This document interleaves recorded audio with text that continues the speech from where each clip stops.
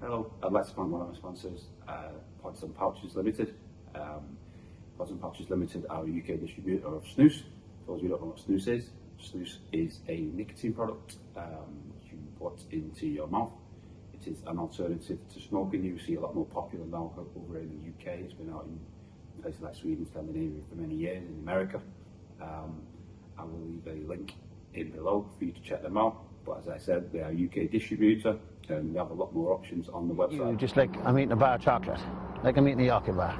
Your nose, your eye, your lips, your hair, your neck. Yeah, I'll eat you like a Rottweiler. I like to do silly things like this. It keeps me happy. And I want to show him my pa. Yeah, his Carson, you know what I mean? Now, what do you think about it? And I'll put one of his CDs on now.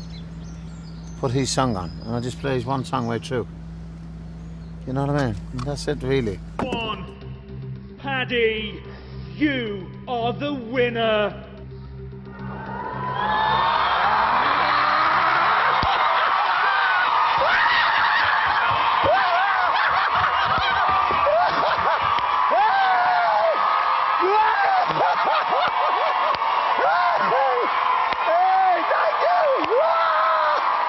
One fella came up to me one day, out of the blue, and he says to me, "Are you Paddy Doherty?" "Yeah." "I heard you can have a fight." "You heard right." "Do you fancy me?" He says. "Why, you're a woman." As he's come back, and boom, boom, and I could hear it. The minute he said, "Oh," I said, "Lovely, his kidneys coming up." Ram, ram. And as he went down, his face went down. And I swear my life, I cut him from that to that. His eye just came down there. Wow. Hi everyone, welcome to Different Kind Podcast. This is myself, Paul Marshall. This is my first ever podcast, so I'm excited to bring you a special guest for my first podcast. He is ex-bare-knuckle fighter, celebrity Big Brother winner, Irish traveller, just an all-round legend. It's Paddy Doherty. Welcome on the show, Paddy. And you, my man. I appreciate you coming on. Nice to speak to you as well. Yeah, no, I appreciate you coming on, giving me the opportunity to be here with you today.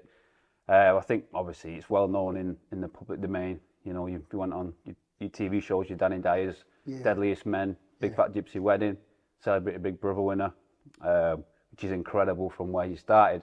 But what I'm going to do with my guest, Paddy, I like to go back to where it all began. So if you don't mind telling me a little bit about yourself for the viewers that probably haven't known you, maybe a bit younger people, younger crowd, don't know where you're from. So where did you grow up and how did it all begin? My name is Paddy Doherty. My father's Simon Doherty. My mother's Maggie Ward. And anyway, cut long story short, we lived in a place called Hayward House. Flats. Best place I ever lived in my life. And we grew up there. And we go with our own friends, me and my brother Martin McDonough. And it was a place, it was flats. And everyone knew everyone. And listen, no matter who the strange couple was, the new families moved on them flats, you had to fight. That's the invitation, you had to fight. And that was the first time I got into a fight. And I got the brains bet out of me. I got murdered. I was only a young fella. I think it was about 10 or 11, 8, something like that. And my brother Martin came out and saved me. And then my mother said, "You got to go to a boxing gym." And we went to a boxing gym, and then old Billy Hayes and Henry trained me and trained Martin. And we just started from there then. And then before I knew it, on the streets we were getting names for fighting and that, and then it just roller coastered, you know what I mean now? And then it was the best days of my life when I was young. Yeah. So you say you was age 8 when the bare knuckles first kicked in? I never had a bare knuckle fight. I trained in boxing gyms and that. Right. And I lost a good few fights and I won a good few fights. Yeah. But it was boxing. I didn't care. It didn't bother me, you know what I mean? Yeah, yeah. And then before I knew it, then I was coming to a certain age and I was getting a name, we say country people, with country boys fighting them and baiting them.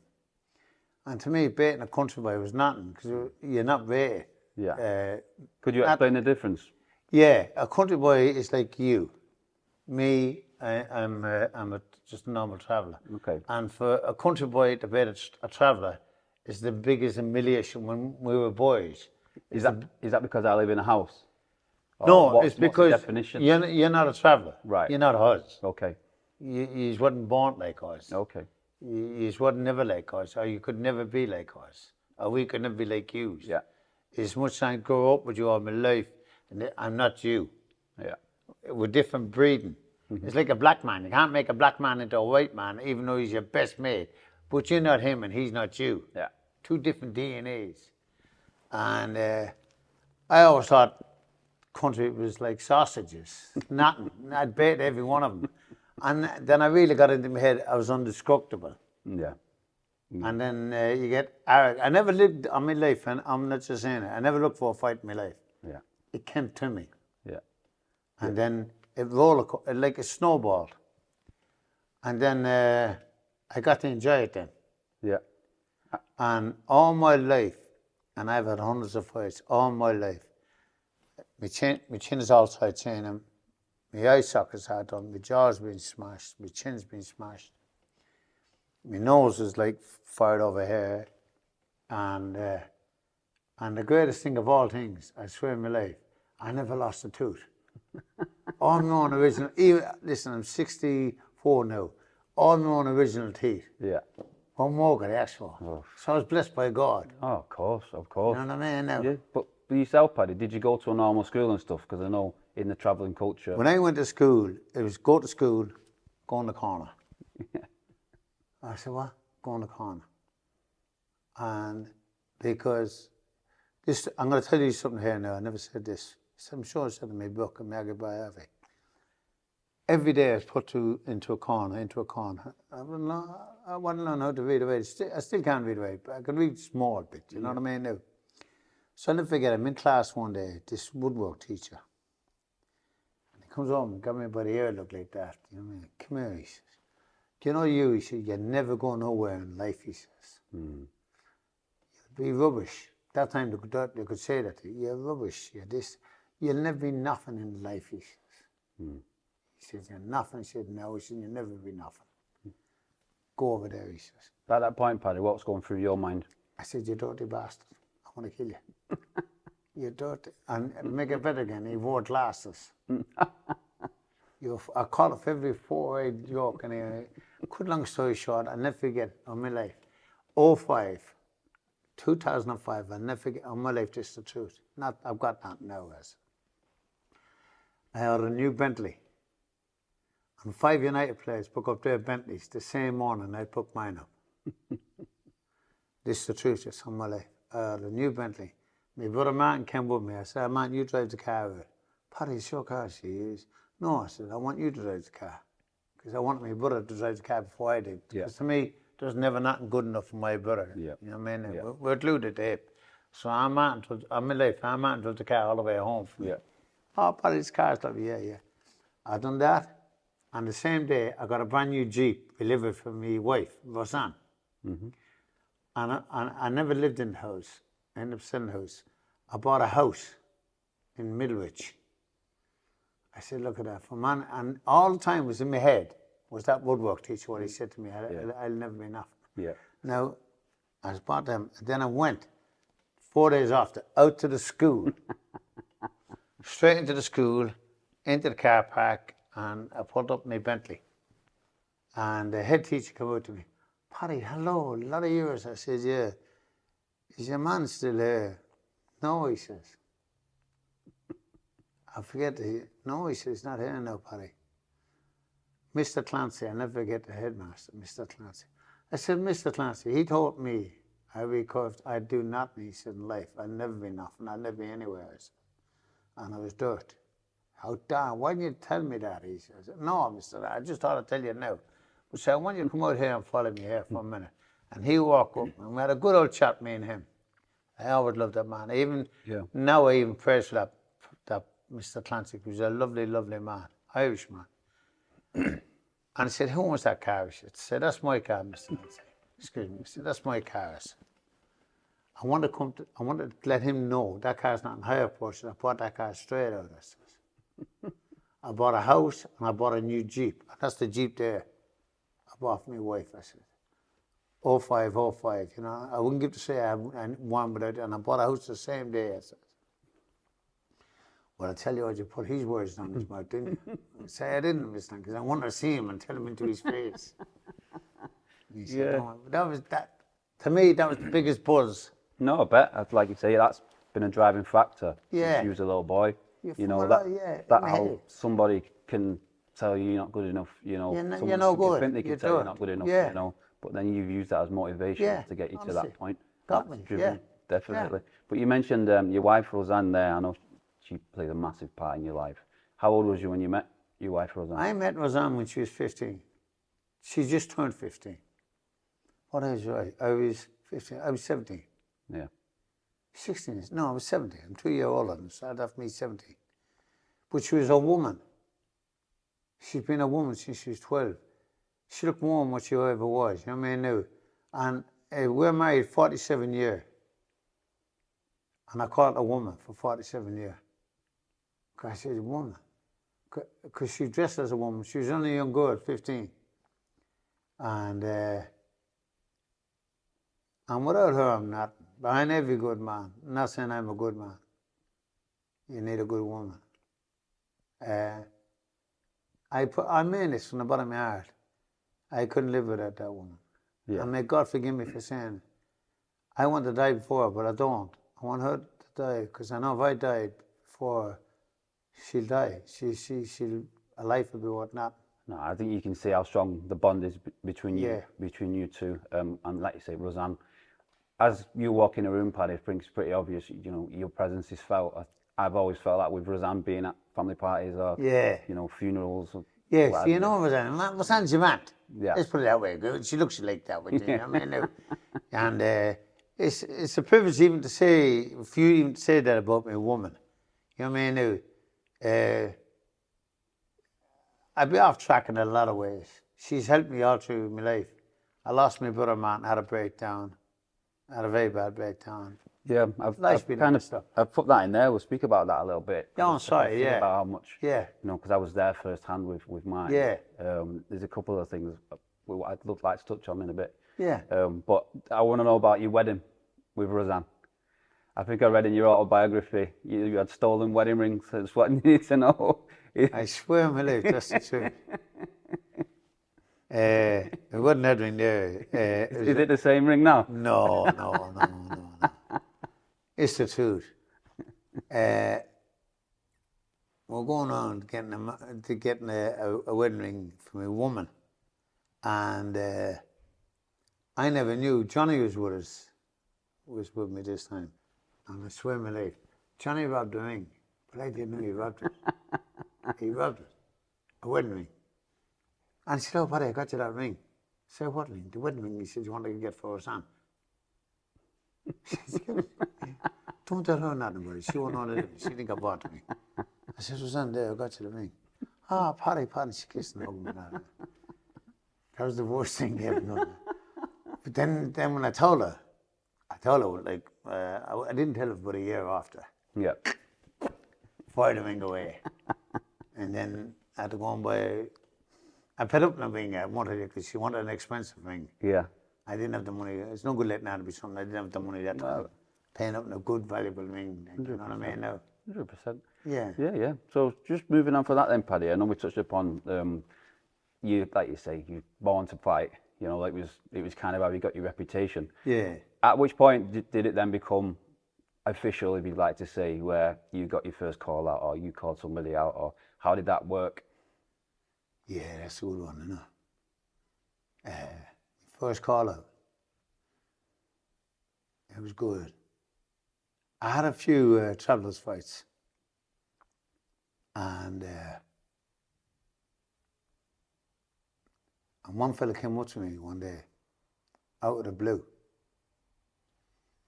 And he says to me, are you Paddy Doherty? Yeah. I heard you can have a fight. You heard right. Do you fancy me? He says, why, you're a woman. You never forget him. You know what I mean? Do you fancy me? He says, Yeah. well, you're a woman. You're very arrogant. He said, put your ass at that door now. He said, you fight me. And this is the first time I had someone come up to me, front me, lovely and calm, no different face or the expressions never changed. Yep. Come on, let's get outside then. Before you start, before we go to that door, he says, a fair go, a dirty go. Fair go. That'll do. We fought for, down a little alleyway, we fought for only about 10 minutes, if that. He had me shot, ping, ping, left, right, bump, I hit the ground like a ton of bricks. Get up, he says, don't worry, get up. I said, not a problem. I said, fuck me, you never go, he's got a punch. And I swam my life, I knew it, and I looked at all of a sudden, and I seen the wall. Back when we in that wall, I said, fast. And I'm slightly turning him, you know, like you're in the ring now. You slightly turned him, got him at the wall, said, love you, got to go to him now fast. Because he's got to go back, you know, like to miss your point. Yeah, yeah. As he's come back, and boom, boom. And I could hear it. The minute he said, oh, I said, lovely, his kidneys coming up. Ram, ram. And as he went down, his face went down. And I swear my life, I cut him from that to that. His eye just came down there. Wow. The whole eye just dropped. And I'm bet. But my father always says, when a man says bet, make sure he says it 4 times because you broke him. If he says bet once, he'll come back to you again. Yeah. Break his spirit. I say, you're not bet, so you bet. When I tell you, I told you I'm bet. And he said it 4 times. Go on, that'll do. So one wasn't enough. That one, Yeah. because I always took that. That was my father was always right. When a man gets best once, he'll come back again. You got to break his spirit, break his heart, Yeah. and he'll never come back to you no more. I think I know what you mean. So like, if I go right and bet, I could think I haven't trained properly for this fight. I'm going to go back to him I'm again. gonna go back. Yeah. I'm fighting. My father pumped that in our heads. Never take best once. Break his spirit, break his heart, and he'll never look at you ever again that same way. Yeah.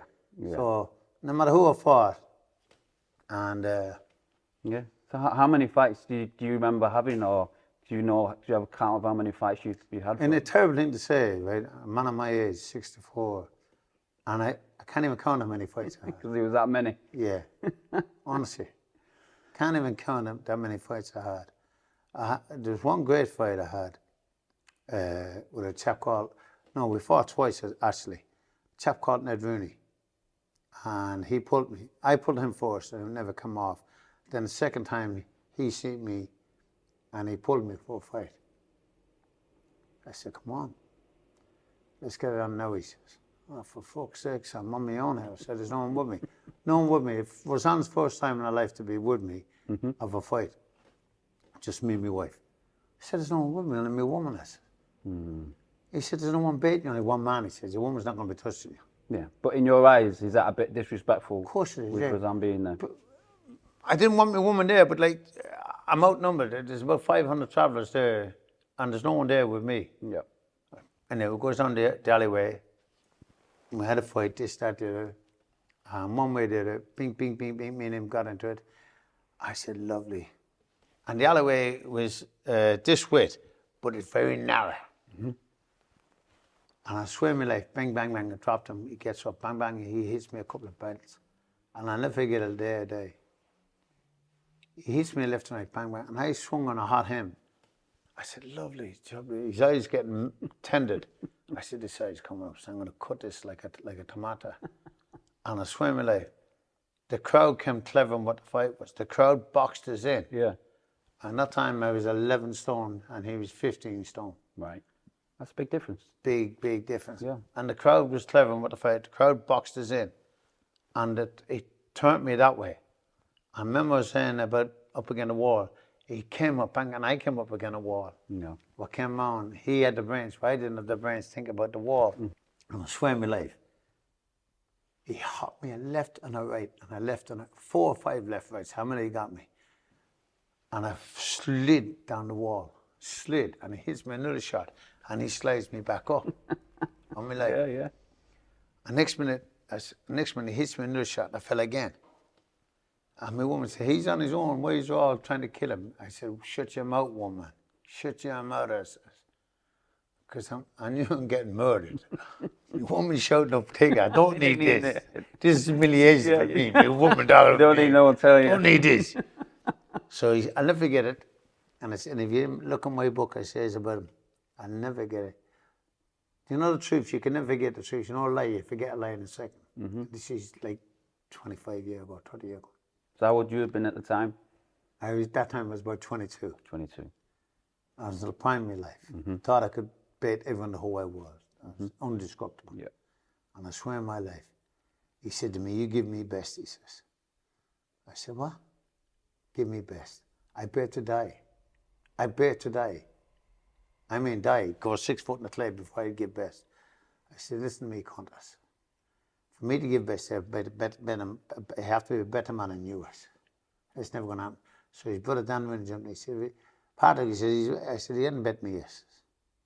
But listen, sir, I'm on my own." I said, "The courage too many here for me." I said, "There's a box in me in." I said, "Ned said, me and you're going to fight again. You remember that?" He said, "I'm your governor. You're not my fucking governor." I said. And that was it. And then me and my wife got in the car and went down. And I swear my life, my woman left me for about 6 or 7 months. My woman left me. Not because of that fight, was it? No. Got her name, she left me.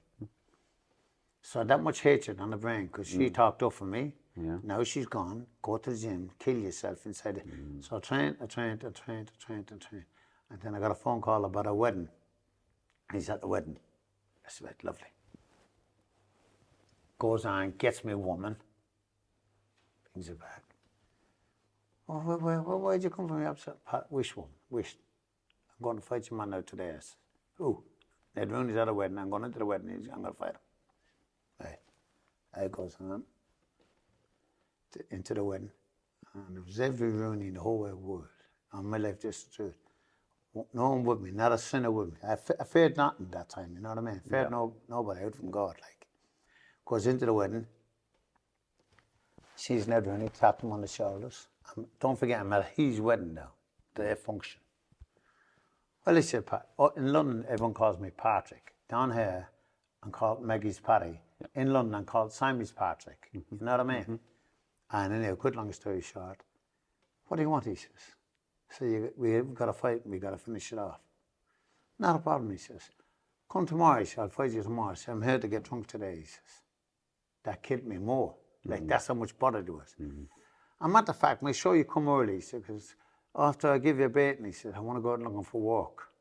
I say, "Who does this man thinking?" I said, "Don't worry, Ned," I says. "I'll do one better," say. "I'm going to blind you," I said, "with a bait. I'm going to bait you to death," I says.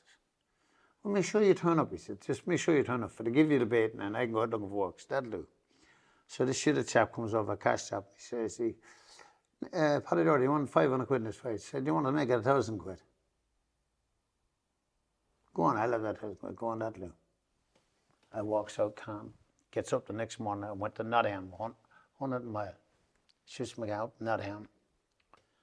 There's my brother Kiwi fighting that cash chap who put me for the money. Cut long story short, Kiwi's fighting him. That happened. In the story, Kiwi bet him, paid up. That happened. Then really, "You finally came," he said, "Patrick." I said, "Ned, you may forgive me. I was out doing a nice bit of work. I just finished my work. And I came out letting him know, like, I'm really bothered. You gave me a good answer, you said, and I was doing a bit of work. So I just finished a bit of work." "That'll do," he says. "Come on, let's get it on." And me and him fought. We fought, must have fought for a good half an hour, 30, 40 minutes. But we never fought and looked at each other. We knocked the livers of blood out of each other. Yeah, and I swear in my life, I wouldn't tell a lie about Ned Rooney. I split his eye bad there, very, very bad. And we went into it. And don't get me wrong, he gave me a good face as well, you know what I mean? Yeah. But he had to go to the hospital. You know what I mean? And his brother jumped in, Dan Rooney, fair man. He says, "As good as fight I ever seen in my life." He said, to me, it was my best fight I ever had.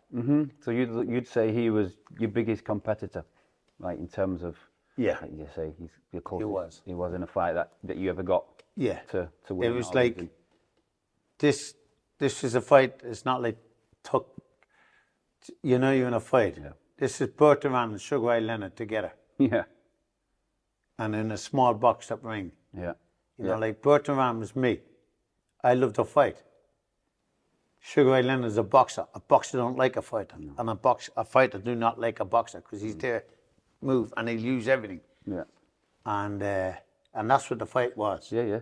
Could you do me a favour, explain the difference between a fair fight and a foul fight, as you just mentioned earlier? A dirty fight, everything's all in. Right.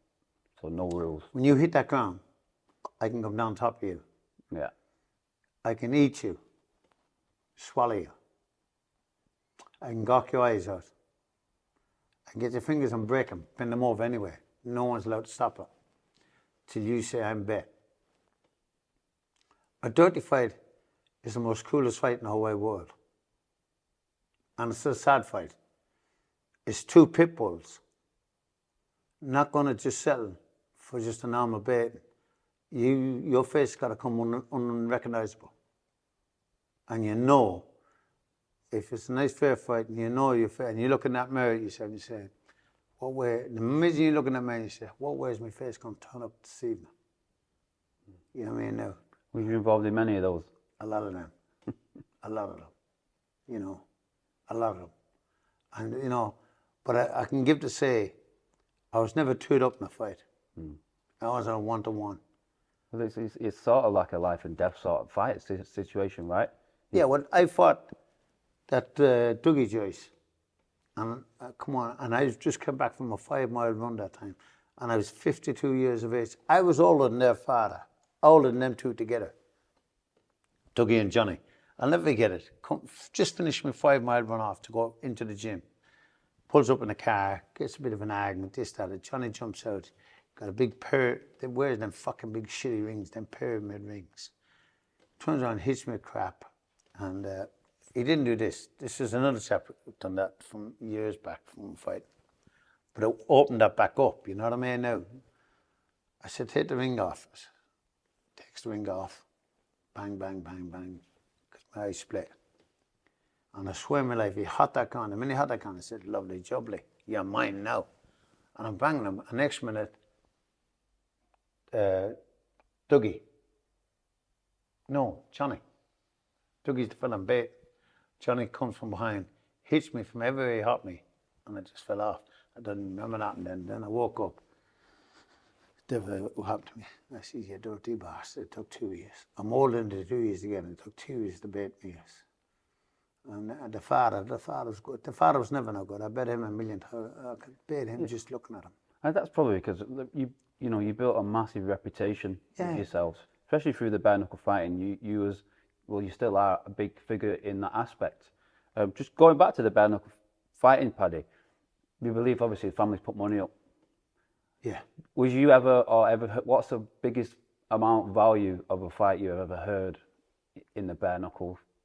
So say if you was having a fight, or our family was having a fight, I say, right, I've heard of figures, 100 grand, 50 grand, 200 grand. The last figure I had was young Joe, and they asked me to hold the money. I think it was 250,000 each. Wow. Right? And then I said, yeah, and then I said, no, I can't hold that sort of money. It's 500 grand. Wow. And then if you give it to the winner, and then the loser, and this, I'm opening a can of worms, and it's too much money, and then everyone know I've got that money, so I'm there to be held up by anybody. Yeah. You know what I mean now? Yeah. But when I was fighting, I never had no money on it. You know, I was doing it for the honour. And plus, not that I was anyone, I had a name like a thoroughbred horse. Everyone wanted, because why? I was small, and I was only like 12.5 stone. Yeah, it's crazy.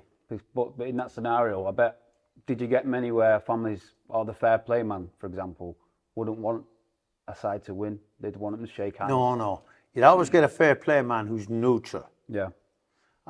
And he'll come back to bite him. Yeah. Major time. So say if you've got a fighter's fair play man and he knows his fighter's getting beat, would he be going, shouting, shake hands, because he thinks, we've got a good chance he might lose his money here? He can't say that. No.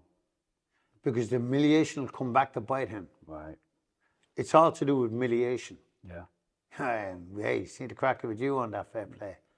And that be fired in his face all the time, 24/7. Right. Every pub we go to, and then if you're all blackguard in the pub, and you're getting fired into it. Yeah. Yeah, so you sort of lose your reputation that way. Yeah, and it's the biggest way in the world to lose embarrassment No, of and course. humiliation. It's the most, Of course. but worst thing you could ask for. But what's your thoughts on, because bare knuckle fighting is actually legal now. You know, they have some big Yeah. events. I think there was a big event in the O2. You see look. some in Manchester.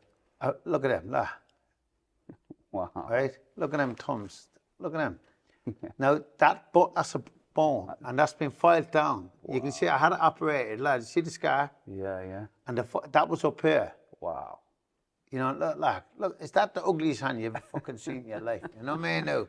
Is that one ugly hand? My dad used to say about yourself, he said you was like Mike Tyson. He said he'd never seen anything like it. He said your hands were like shovels. Yeah. He said, and the power you used to get.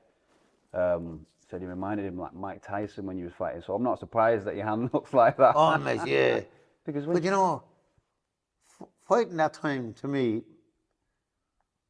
was the most beautiful thing in the world. Yeah. Because you can take everything out that one person. Mm-hmm. And the better, God forgive me, in the dirty goals, I used to love doing good looking men because you can destroy them. Mm-hmm. God forgive me. But I praise for that now, for forgiveness, for people who have destroyed their faces. Mm. You may know, because there's one time I was in the hospital and them choices fired a slab in my face. And I had two big eyes and my nose and my woman didn't know me. I said, woman, oh, Paddy, because my eyes were shut, but there was a slab. Face was swollen a bit. No, I was knocked out at home, and one of them came for a drink with me. This how I thought everything was right. And I was on the video, and he fired a brick at me, and the brick came that way, and it busted my head, and busted my eyes. Wow. You know what I mean now? But, that sounds like a yeah. bit of an incident. But Paddy, just moving on a little bit from that, I know you had a well-respected man. You were in Manchester, where you grew up. You were known by absolutely everybody. Manchester. You know, you had the family, you had everything, yeah. the reputation. But then you obviously went through a very traumatic situation in 1996. That's right, yeah. The car crash of losing your son. Patrick, David and Andrew. Yeah. So really, just on that, you know, my question really on that was, you know, what got you through that? Because I don't think anyone should ever have to bury their child. You know, I know you suffered a lot through it. All my life. I tell you a story about this one. This is how my father was in my head all the time so much. Patrick was with me at a new Range Rover that time. I'll never forget it. I had a brand spanking new Range Rover.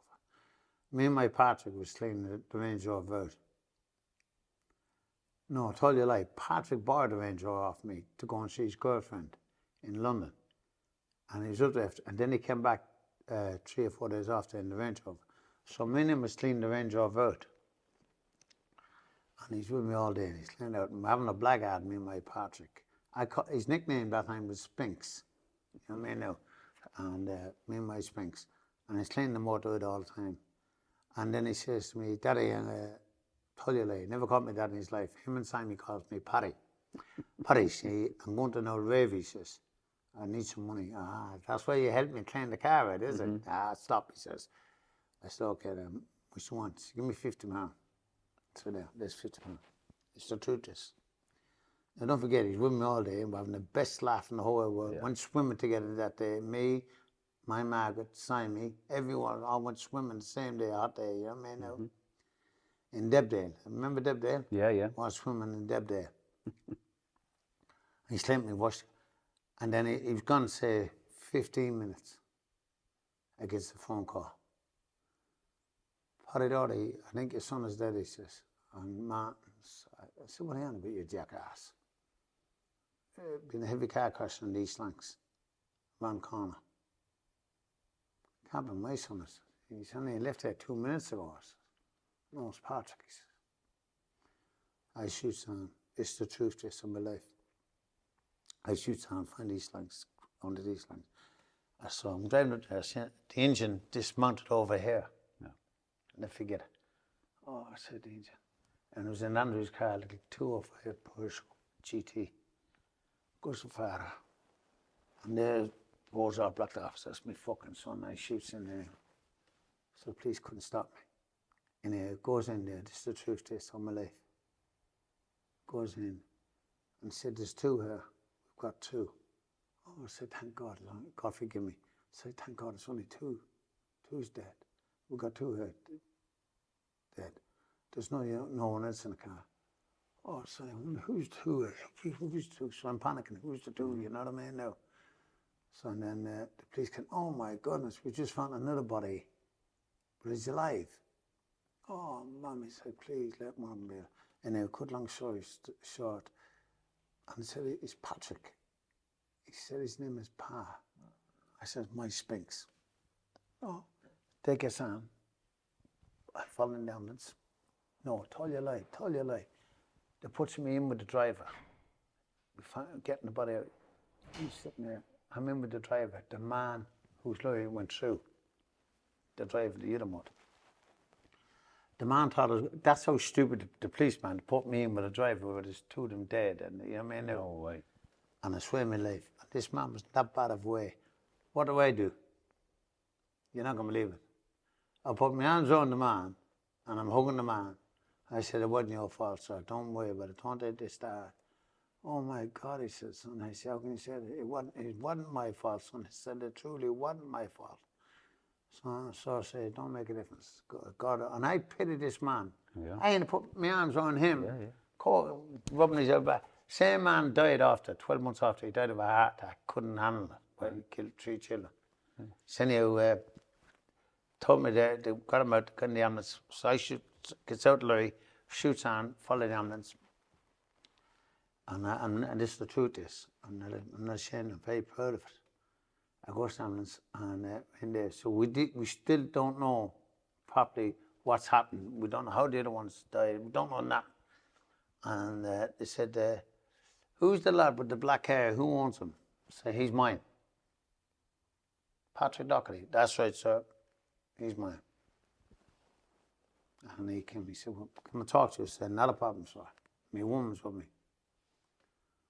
We've lost him, he says. No, you haven't lost him. I say, he's in that room. No, he said, he's gone. He can't be gone, say, you jackass. He's in that room, he's sausage. Some call him on every name. It's like shock kicked in now, you know what I mean? Now. Yeah. So it was on, I want to go and see him. I need to get into my son while he's with mom and everything. So he let us in. So my woman's born crying out Patrick's head and spit and Pat said, come back, my Pa, come back, can't let me. I'm looking at Patrick and my woman's there. And it's the truth. My son's ankle was out of his bone, out to the flesh. I said, when I bury you, my Pa, I says, I've lost you for good. I have none of you inside me. Your nanny, your mother, I said, is kissing and hug you. That's no good to me. So, and he delivered the blood was out, you know, like there's gullocks out, you know what I mean? Now, I went down and I ate some of it. I'm not ashamed, I'm very happy about that. I ate it. And the doctor's looking at me. And I'm like a vampire, I'm eating, you know what I mean? I want my son inside me. Yeah. So anyhow, doctor stops everything. He's got to leave here. No, I'm not leaving. So this is my child. I'm like a vampire now, don't forget, all the blood on me. And he put it, he said, no, we've got to do something here. I'll let this back in 5 minutes. So we went outside. So Rosanna said, what were you doing, all the blood on you? So I was just kissing my Pa's face. I didn't tell her I was eating some of them, you know what I mean? No, I was just kissing my Pa's face. Anyhow, cut long story short, legs back in, and his leg was all bandaged up. The bandaged all his leg up, you know what I mean? No. And then Rosanna got his hair cut. And I have that in a big gold locker with his name on a PD, you know what I mean? Yeah, no, of course. And that was it then. And my father came down. My father was a very, very stubborn man, and he said, do not show your weakness to no one. Do not cry. I said, oh man, my life is gone. I said, he's my firstborn. He's my hero. He's my life. I said, you do not cry. I said, okay. I said, right. So I went down, got a lot of pills. Me and my wife sleep, and we just slept. And then we were in a different world when he got buried. No, well, it's, like I said, it's Martin was the same, and Teresa. Well, I know, like I said, we lived near Martin and Teresa, so we remember it. Yeah. I was only a kid at the time, but that sticks with me, you know, even to this day, how sad that was. But periods that follow that, Paddy, and I think this is where people may get inspiration from. It affected you, yes. You may have gone drunk more than you probably should have. Yeah. Took drugs, possibly, in a real bad place. Yeah. You know, but you come out of that bad place, which... I'm in a great place now. Yeah. I wanted to die. I never touched a drug in my life that time. Mm-hmm. Didn't know what a drug was. But then I took every drug, I was a guinea pig for anybody. And the name I had, I was getting everything for nothing. Yeah. And then what made me stop? One of my children found in my pocket. And I died. I said, one of my children could have taken that joke. Mm. You know what I mean? Matter of fact, to tell you a lie, it wasn't one of my children, one of my grandchildren. And that was it then. That woke me up then. Yeah. And then I think I read in your autobiography you got inspired by the Manchester Marathon. honest to God, that's the truth, that one. Yeah. My Patrick said to me, Daddy, I bet you couldn't do that marathon. I said, of course I'd fly that marathon. And I trained for that marathon. And it was him that got me through that marathon, Patrick. I was the first traveller ever on the planet to do that marathon that time. Paddy, we've obviously been over all that, your upbringing, your fights, how they went about, which are impressive, by the way, the situation with your son Pa. Just last little bit on that, what I'd like to say, do you have any advice for parents who are going through the same sort of thing, of that traumatic experience you went through? Do you know, honestly, never lock it up. Worst thing you could ever do is lock it up in your head, because you will do something, you don't know what you'll do, but never lock it up. You need to talk to someone about it. The greatest person in the world to talk to is a stranger, because you can open out to them. So you mean therapist? Yeah. Not like someone you're going to meet in Tesco. So, No, you know. Yeah. I go stuff it's regular now. Do you know? Yeah. Yeah. Yeah. I drop a tablet every day. It's only one tablet. Yeah, but it helps. But I can't release. I can't let it go. But you have to learn. You can let it go, but you don't forget. Yeah. Yeah. You know what I mean? Now, there's not a day I don't go by. I don't think of Martin and Patrick and Dave. Every night I go to bed, I send my prayers to God. And I'll always say, good night, Patrick, good night, Dave, good night, Andrew. And since they died, I've been at that graveyard every New Year's Eve. It's the truth, this. I goes there at 11:30, and I stays there till 12:30. I never had a New Year with my wife yet. I'll always go back. I wake up in the bed, Happy New Year, my baby, and I kiss her. I'm always back then for 1:30, you know what I mean? Now, for like 20 odd years, I go to the graveyard, and that was my thingy. I'll have New Year all my life. Every New Year's Eve, I'll stay till 11:30, till 12:30. Yeah. And then I walk back over the wall. Yeah. I climbs over the wall. Yeah, yeah. Walks down, It you know shuts, what I mean? doesn't it? Yeah. Yeah. No, it's Yeah. beautiful, beautiful. So then the rise to fame happens. For me, what I really liked when he was on Danny Dyer's Deadliest Men. Yeah. The famous line when you told him you'd eat him like a Rottweiler. Yeah. And you'd swallow his nose so he couldn't sew it back on. And I think his face was just probably what everyone thought when you said it. Do you not believe it or not, right? I said that, and I meant that. Remember you asked me, did you say a bit many of people? And it was like a pit bull. The better looking man you are, I said, and I'm having a dirty go. He said, don't forget, I said, everything's all in, so no one can stop this. So I'd look at you fast. Lovely eyebrow, nose, lip. Take them off. And that's your looks gone. And I used to take the noses off for fun. And I never spit the nose out. I always swallowed them. And I praise to God now for forgiveness for that. Yeah. No, but that's what it was. So you had to do. Yeah. It's either his nose or yours. Yeah. And on my life, this is the truth, this. Me and this fella was having a fight, a certain chap. And he said, it's an all-in. I said, lovely, jubbly. He's a bit big, so lovely. But he wouldn't let me near him. He banging my head, banging my head, banging my head. I was like a punch bag for him. This on my life. Now, this is an all-in. But he's not having it. He's banging my face away, blowed up, and then bait my head off a wall or something. Yeah. I could see my face you blow a balloon.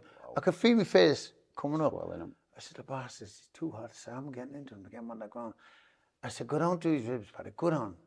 And he's going to follow me down, back way fast and up. Because things, I talk to my head a lot. Yeah. Do it now, Paddy, do it now. So I goes down like that, and as I go down like that, he goes right down on top of me to give me the brain. I stumped back, and I grabbed his head. I got him, I said, like a child, I got him, got him. And I pulled him down like that, and ramming his face, ramming him out. I said, now you're mine. And I went down, I bit his nose, and told you a lie. I'm banging him, and I put his head down to me, and I was biting his nose. And this is how clever man he was with the dirty fighting. He's bleeding like a pig, like he switched the tap on. And I go, I'm drinking his blood, yeah. Wow. And he knew, I swear my life, I wouldn't curse on my life again. He knew I'm drinking his blood. I'm trying to take his nose off at the same time. And then what does he do? He sneezed more of his blood into me. So automatic, you instead of going, you cough up because you can't, you're choking on his blood. You think he's done it on purpose? Yeah, oh yeah. Wow. I could feel him sneezing. I knew it. I said, he wants me to choke, so I can't let go. But I knew the minute I let go of this fella's nose, I'm dead. Because I knew this fella was better than me. I knew he's outsmarting me, he's outbaiting me and everything. And it's the last result. I said, before you cough up, hit him a hardest shot. And put your face that way. I hit him a shot in the temple that way. And as I hit him the shot, I went, ah! He's gone that way, his nose in my mouth. I'm choking on his nose, going down my throat. It went down my throat, swallowed it. And he gets up, and I go, no, he said, I've had enough, he says, I've had enough. I said, that'll do. He says, you're lucky, man. I'm lucky, you got no nose. How am I lucky, he says. And he went down, anyhow. I went home. And it's the truth is, I'm in a hell of a state. I said, but that's it. I've disfigured the man's face. This is life in jail. So I goes looking for the man the next day, find where he lived, knocked the door. This is how brazen it was. How would you go looking for a man while you're done? Yeah. See, I thought I was in school, knocked his door. Mother opens the door. Who are you? Say, your son, yeah. What do you want? So I want to see him. She shut him up. It's him, the gypsy bastard. Didn't mind calling me gypsy, but I didn't mind what she called me. As long as it wasn't the police. Yeah. And there was the height of the little woman. And she like, it's him. Paddy Doherty, the gypsy bastard. Shut up. And he comes down, and he's all plastered, Paris hair on the face. I said, listen, I'm sorry. Listen, Paddy, he says, no one could do what they've done to me, only you, he says. There's no one getting involved, he says. Let's put it there. So, thank you very much, you're a gentleman. Tell him to fuck off.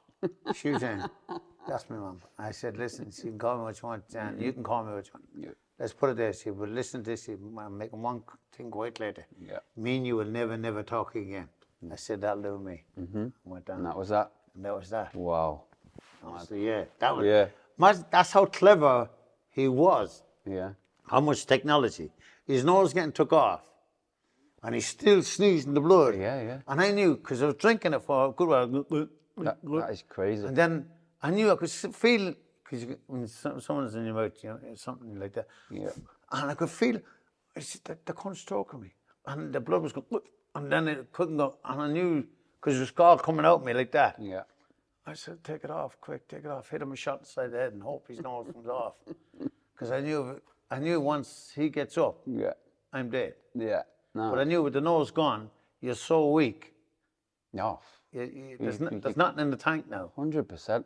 And that's probably why, well, I'm glad you've told that story again, around that comment on Danny Dyer's Deadliest Men, because that last series was insane. And the rise of the foot soldier, your part in that where you called him a sausage, and I think that part went viral. So everyone started calling everyone a sausage. Every time a sausage, yeah. Well, you wouldn't believe it. You know that Danny Dyer, on my life, and if you ever heard, he phones me up. He said, Paddy, he says, you're not going to believe this. I got a part. I'm in EastEnders. Right, yeah, it was, yeah. And he says, I got to use a word, what you always say. And I remember you saying it when we were on the program, he says, when we met that, yeah. I said, what's that, Danny? Sausage. He says, I'm going to be mentioning that a lot, he says. So I'm just telling you. I said, I'm very honoured you to say that. You know what I mean? Now. Yeah. And he used to always use that word. Yeah. Yeah, you sausage. Yeah, I think you made it popular. Yeah. Well, look other than food. Tyson Fury, he never stopped saying that word. No, I know. You know what I mean? know. Yeah, and like you said, I believe you're good friends with the Furies. You still speak to them? Yeah. John, Peter, all the boys, young Thomas. Yeah. All of it, I think there's a video on YouTube about 12 years ago when Tyson was, wasn't a nobody, but he wasn't who he is today. Yeah. And you was, at the time, you were a lot more well known than he was. Yeah, that's right, yeah. You was at ringside doing an interview on Channel 4, I think it was. Yeah. I remember watching that years ago. But you was like, have you got a special guest here tonight supporting you? Like, that was you, you know, and look at where he's become now. Like, that's right, yeah, it's funny, isn't it? Are you still in touch with Tyson? And Well, you wouldn't believe it, that night when they won, right? They're holding a big party for me in a club called Tiger. in Manchester, this? No, this is in Belfast. Belfast. And he says, he said, we've got a few parties, all this, that, on champagne, everything you want. I said, yeah, no problem. I said, I'll come to it on one condition. In my life, I was the best I ever experienced. Can I bring a couple of friends of mine? Yeah, no problem. Who's your friends? Say, Tyson Fury, this, that, that. And he said, is that the lad who just won his fight? So yeah, as long as the wood you didn't come. Isn't that remarkable, wasn't it? Yeah, great. So I said to Tyson, I got a party going. So and I swear in my life, that's what I said. I said, I got a party for you going. I said, for me? Yeah, they're all mad to have you there, this, that, that. And I met all about him. You know what I mean? Yeah. And he came, and a good few of us went to it, you know what I mean? Did you ever do any training with them? No. No. Would you believe it? It's not like, I got my morals. Yeah. For me to go over there, I think I'm after them. Okay. I want fame off them. Yeah. And I never even went over to see him. Right. And it's not being cheeky. No, just I more know respect. Peter very well. That's Fury's father. Lovely man. Yeah. And John is a lovely man. He's daddy. And I think me going over there, I don't know, and doing something disrespectful, I wouldn't feel comfortable. Yeah, no, If I met him like this now, yes, come on, we'll have a beer, you know what I mean? Now, No, of course. like, to go over there and say, well, you know, why didn't I come over? Yeah, it's just that mutual respect, isn't it? Yeah, Because you're doing what you're because doing. I tell you, I done a lot for him. I went to a good few of his fights when I was that celebrity, this, that, the other. And yet he came to that fame, and yet he never made a phone call. Not spoken to them since? No. So I never, vice versa, I had no phone memo. I think in some scenarios though, Paddy, I think was actually watching a podcast myself the other day, and he was talking about people now. Say if you've got a friend or you do work and people are always phoning you. Yeah. Yeah. So you're getting used to people contacting you. So you'll expect them to ring you rather than you react. That's right. Yeah. You go out your way and you ring them. Once it's like your brain's like made to. Yeah, not that. It's like your brain's tuned to just accept phone calls, accept text messages, rather than, you know what, I'm going to phone him today, see what he's up to. Yeah. And for me, it's something that I've thought about a lot, and I do a lot more now than I used to do, because you'll say, if you want to see a true friend, who you always call, stop calling him, see if he calls you, you know, and then you'll see. But I don't believe that's true. I believe if I always ring you since I was a kid, you know, that's what we're used to doing. So then you won't think, oh, I'm going to ring him. You know, because always in contact. You said that, I knew. I got I done a broadcast, and I done that through Gary Singh. I never knew the man, you know what I mean? Done it, but it was done here now. We know each other. Yeah. And none of our faces has ever changed once. Yeah. Or you never gave me, or you've never said something once, I'm a bit shocked. Oh shit, my face is going to show it. And that's different. Yeah. We know each other. Plus, I know your boundary. You know my boundary. Yeah. And said, you know what, I could just step over his boundary, because the type of man he is, he's not going to do nothing. He just say, I think we're out of order here. Yeah. that's how you get to know someone. And, Yeah, of course. like of you, course. son. Yeah. What you said, all your life since a child. You know what I mean? Mm-hmm. Your oldest boy there, he was a rabbit. You know what I mean? Now, so it's when you get to know someone, it's nice to give respect back. Who give you a lot of respect. Of course. And I mean that. There's my hand, and there's my heart, from the bottom of my heart. You know what I mean? Appreciate it. No, not at all. So after that, you got invited on Celebrity Big Brother. How did that come about? Was it a phone call? Was it an email? I tell you how I came a call, right? I got that down the door as hard as men, and that made me out to be something what I wasn't anyway, and all that crap. And then Fat Chips Wedding approached me. Yeah. For one, yeah, okay. And then they came back to me again. They said, Paddy, would you do another one with it? I said, yep. Then Paddy, and then this day, then I said, no, I want money off you. Yeah. I just traded you. I want something off you. Yeah, of course. Well, we don't pay. We say, you don't pay. And I'm not giving you nothing. Yeah. I said, okay, we'll give you some money then. And they give me some money. So now, cut long story short, the viewers, every time I was on, the viewers was getting bigger and bigger, which I knew nothing about that. Yeah. And then this night, me and my was on, and I said to my woman, come to daddy, woman, come to daddy. You know what I mean now? Yeah. And 12 million watched it. And then it just took off from there. And then everyone went ballistic. And then Fat Chips Wedding made me. And then Big Brother, I got a phone call, this, that, yeah, we'd like to come out and see you. Say, yeah, no problem. I haven't got a clue what Fat Big Brother was. But at the time, though, that was a big show. Yeah, that's right. I know it died out in the end, but it was a big show. Yeah, so they said to me, hey, Paddy, we'll give you such and much to go on it. Mm-hmm. I said, I don't believe this. These people are mad. They're paying me.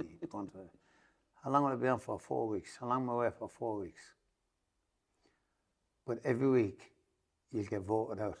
Everyone will get voted out. Yeah. Lovely. Someone in there for a week. That's why I looked at it. Yeah. He's on about 4 weeks. I've been there for 1 week. Yeah. Then over being a traveller. Yeah, the best money you've ever Get him out. Get him out. When I went in, I was 500 to 1. Mm-hmm. Anyway, and my mother put £50 on me. Did she really? Yeah. So anyway, cut long story short, I said, okay. I said, and now I'm in London now to sign the papers. I said, listen, before I signed, I said, the jungle people was after me. No such thing.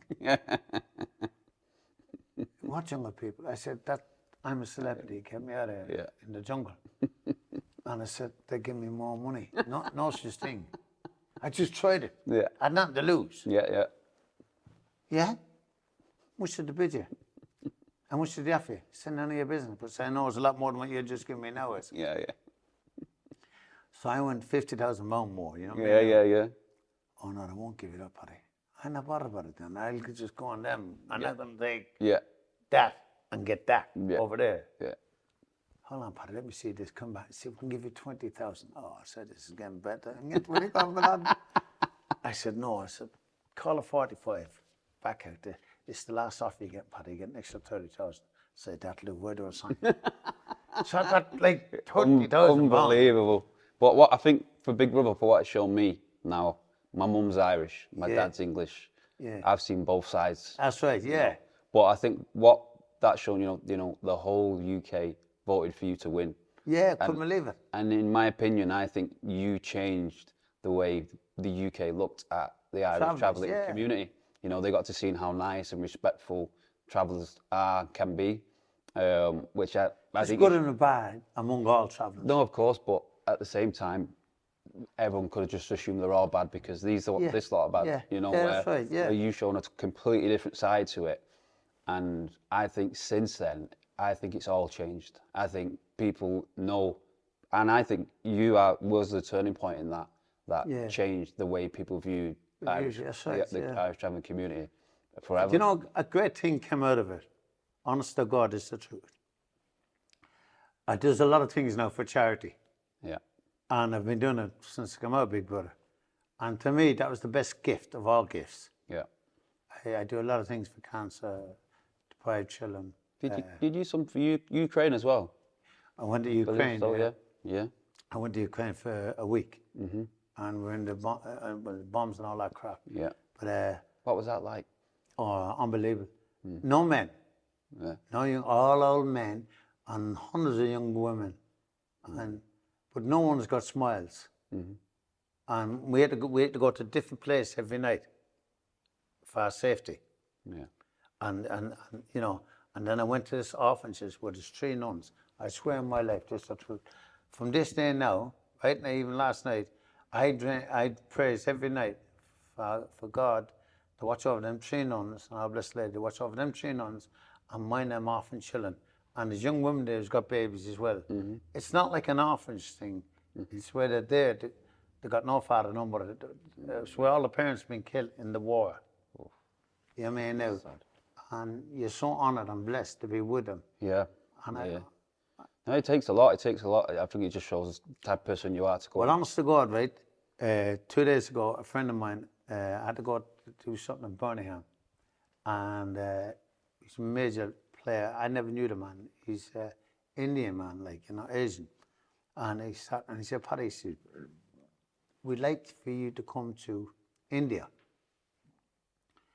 He said, for a week, he says, I will pay all expenses. I will pay all expenses, he said, Paddy. He said, you've been a 5-star hotel, he said. I said, what's it for? It's for blind people, he says. Leprosy. People can't walk, he says. I'd like you to do work for me. So the minute I come up, yeah, man, I love that. Yeah. And it's something I always want to do. And go to India as well, you know what I mean? Yeah, no, of course. And and to work with leprosy. Yeah. Yeah. It'd be a great, like you say, a great life experience. Yeah. Plus a lot of fulfillment for yourself. Yeah. You know, you're giving back, helping people. You know what I mean? And I came straight back like a child to my Razan. I said, woman, you're not going to believe me. They want me to go to India to work with them for a week. Yeah. And that's nice, Paddy. Yeah. So I mean, that's what I'm saying. That's what can really great out of celebrity. Yeah. I do a lot of work for charity. Yeah. I love doing it. No, I know. I've read quite a bit of stuff what you're doing. I was actually going to ask you about that. Yeah. Because it's quite notable. Kind of what most of what you do now. A lot of it is for charity. Yeah. Isn't it? Yeah. But just going back to the travelling community, Paddy, would you say the Irish travelling community culture has changed a little bit? You know, is it the men was always the breadwinners? You know, a lot more live in houses now than caravans. Travellers is changing now. More travellers going like country people now. I am, what's your name? John McDonough. The fuck? Johnny McDonough. The language is going like theirs. Yeah. You know, the dress up, all design. It's like, I'm a traveller, but I'm a countryman. I'm ashamed of what I am. Yeah. When you lose your talent, who you are and what you are, you've lost yourself. Your father's name is the greatest name in the world, no matter what name it isn't, what name it is. It's his greatest name. Without him, you wouldn't be in this planet. It's God put you there. But then you're changing your background, your upbringing to a different culture. Do you know what I mean? Yeah, 100%. And travellers is changing so much, it's unbelievable. Yeah. Money is changing them now. No, 100%. Money and drugs. Yeah, 100%. I totally agree. So we've been through, obviously, your upbringing, your sort of rise to fame before that, your fighting, your family, and then, obviously, I know a few years back, you lost your brother Martin, nickname was Kojak. Yeah. I always did actually wonder why was Martin's my uncle, why was it Kojak? This is the truth to this. He goes into the barber's to get his hair cut. Yeah. So the barber man says, do you remember Kojak? You know Kojak, I can tell you. Everyone knew Kojak. He sucks the lolly, yeah? Yeah. Instead of you paying me, I give you £5, let me shave your head. And it's the truth. And I give you a lolly, and I want to take a photograph of you. Man got his head shaved, and he got a lolly stuck in his mouth. And that's how he got the name Kojak. Right. Honest to God. Yeah. Our man was like a whippet, but there would never a man come out of our mother could beat him. Yeah. He could fight, he could dance, and he could sing. Yeah. Yeah, well, You know, he was an all-rounder, my brother Martin was. yeah, like I say, I knew Martin really well. Yeah. He lived on the street Well, next anyway, door. I did. you know. So he's incredible. An all-rounder, His son Martin. Dougie and Paddy. When I lost Martin, I lost my life. I wouldn't say a part of me died. 60%, 70% of me died with him. I was obviously I was at the funeral on the Yeah. I seen you at the funeral, stood in the middle. Sat Can in you the believe middle it? of I the don't church. remember the funeral. I No, was no, on a you was different planet. you was in a bad way, as were quite a lot of people. Because obviously we lost Teresa, Martin's wife Teresa, quite a few years before that as well. Yeah. The other thing I want to touch upon, Paddy, is this is mainly for the people who are not Irish. Yeah. They always go, bloody hell, why Irish go all out on the funerals? Could you tell a little bit on why the Irish funerals are the way they are? I tell you why, listen. The reason why names goes father and father, your father was a gentleman, your granddad is a gentleman, and then they've got names like racehorses, but they're all gentlemen. Our Martin had a name. His father had a fantastic name. Not true fight. Mum was a peacemaker. Mum was 6'2", old Davy Quinn, like my father was. Loved him, worshipped him. But his name went long before. And then our Martin came Kojak, but he was the wild fella. He could fight for fun. And his daddy's like 6'2", that way. Yeah. Didn't love fighting. Right. But his name, and then the breed, and old Quinn's breed, all gentlemen and ladies. And they just followed the name on. And if you didn't go there, it's an insult. Yeah. You know what I mean now? And it's shown how much respect you got for that name. Yeah. You seen how many people was at my brother Martin's funeral. I did. Yeah, and look, you never see it again. My brother Martin sung himself going into the hole. Yeah. Yeah. He was singing. He said, that's Martin there. And yet he's singing. Yeah. You had him singing on the speaker. Yeah. Yeah. You know what I mean? And it's, it well. that's remarkable. Yeah. Unbelievable. And there was, honestly, I'm not saying it, there's my right hand to God. At my brother Martin's funeral, there was hundreds of enemies there. Yeah. And they all kept peace because it was Martin. Yeah. Yeah. And that, like I say, that's the community, the Irish travelling community. Yeah. There is rules and sort of what you respect, what you all abide by. You can't respect someone when they're dead. Yeah. You're not worth living. No. They're 100%. dead. They can't do no harm to anybody. No. 100%. You know what I mean? Yeah, no, but like I said, but you've picked yourself up again, you know, and here we are again. You've got Thank that. God, look, you've got you that just asked me mindset. about Martin. Yeah, A year ago, I'd be more crying now. yeah, I asked my brother Martin every night, yeah. watch me this, that, you know what I mean? And I can even talk about Martin, because I had a bad breakdown though. 100%, like I said, but you've done it again. Yeah, you did keep it on. with Pa. You've done My it again. mum with had mine. 9 lives, I should have been dead about 20,000 times. Well, for me, Paddy, it's more about your mindset, you know, Yeah. and everyone who my guests on the show, I'd like them to have. I'd like to think they've got that mindset, that never give up, like you know, that sort Listen, of. I'm telling you straight, be who you are and be what you are. Don't be ashamed of what you are. Let your heart tell you everything. Do what your heart tells you to do it. Yeah, And I mean that now because I'm talking to him, talking to yous. Be lucky, be safe, and may God bless everyone who's watching this, yeah? And take care. yeah. So we're coming to the end of this now. Oh, Appreciate you being not take care. What? So after all that fame, fortune, what's your biggest pinch me moment where you thought, bloody hell, I'm a kid from Salford, from the Yeah. caravan. You've been. I was at the BAFTAS. What's that? The BAFTAs. Oh, the Awards, BAFTAs. Yeah. You was at the BAFTAs. And I seen every American film star, and I seen everyone. Them were all off the party, and it's just. And then next minute, I get a phone call. Listen, I'm at Michael Flattery, and what do you call that fellow with the red hair who sings? Simply Red. No, he's got red hair, hasn't he? Mick Who? Hucknall. Mick Hucknall. No, he sings solo. Ed Sheeran. Oh, Ed Sheeran. I'm at his birthday party, and I'm with Michael Flattery. And when the one like it's not like a coach, Yeah. it's like a disco thing. Right. Where we left the party, now we're getting brought to an after party. Yeah, yeah. So you're at Ed Sheeran's birthday party? Birthday party, yeah. I said, what more could you ask for here? You know what I mean? Yeah, yeah. What was It's- that like? Out of this world. Yeah, so you sort of, that's the pinch me moment where you Yeah. thought, And wow. you go in and your phone's left, you go through it and your phone, everything's left there. So word of mouth, it's only word of mouth. You can't video nothing, you can't You go to the birthday party, everyone's photographing, everyone's getting. But once you go to the after party, Yeah, that's it. It's private. none of that. Wow. It's just be what you want to be. Unbelievable. So at the end of each podcast, Paddy, I'm going to ask my guests a few questions. They're always going to be the same questions. Yeah. There's no right or wrong answers. But question one would be, what would you define as happiness? How would I define? What would you define, like, what does happiness mean to you? Happiness, we take it for granted. You should never take happiness for granted. It don't come like that. You got it, you keep it. Don't give it to no one. Yeah. Because you're only going to be happy for that while. Last question would be, if you could give advice to somebody who's wanting to do something with their lives, give themselves and their families a better chance at life, what would it be? I would say, no matter who you are, what you are, remember what I'm saying to you.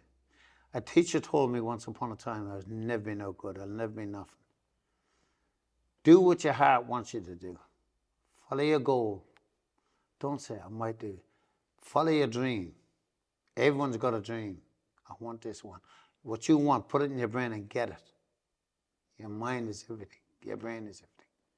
Fill yourself with heart and spirit. Follow your dream. Don't let no one say you can't do it. Anyone can do it. To see that word, can't. I hate that word. Yeah. Think positive of everything. Yeah. And I think that's what your energy, I'm a big believer on people's energy and with yourself. Yeah. You've got this positive energy that anyone who meets you will leave you feeling energized. That's my personal opinion. Oh, thank you. Especially, like I say, you've been through a lot. Yeah. Been through a lot what a lot of people won't be able to get over. But you've got over it time and time again. But listen, me even talking to you here on my life, it's an honor. Yeah. It's an honor for me to have you here. I appreciate it. Me chatting here, it's an honor. And I hope to God, again, we see each other again and we'll be doing the same again one day. Yeah. Yeah. Definitely. Well, that's it for me, Paddy. Thanks for coming on. Be lucky. Appreciate it. God bless you. Yeah. Cheers. Just a quick one. I'd like to thank one of my sponsors today, No Excuses Training. He's let us use his fantastic gym here facilities to do my podcast. For anyone wondering what No Excuses Training is and what gym it is, I will leave a link to his profiles below. He also has his own brand of No Excuses Training hats, as you can see what I'm wearing now. So go check that out.